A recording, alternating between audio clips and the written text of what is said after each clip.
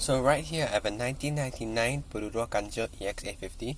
I've removed the center console. Some Kancils have a simple rubber boot to conceal this, but mine had a center console, plastic center console, which needs refurbishment. So this is what it looks like without the center console. This is the shift lock, which is unfortunately stuck and broken. Problem with this is that a lot of dirt can go inside, stuff like that. This is the mounting holes for the center console.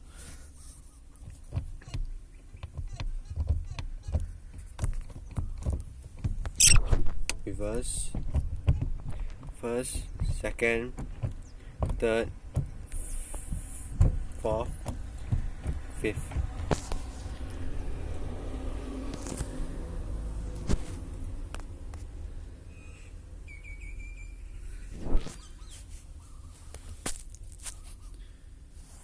Thank you for watching.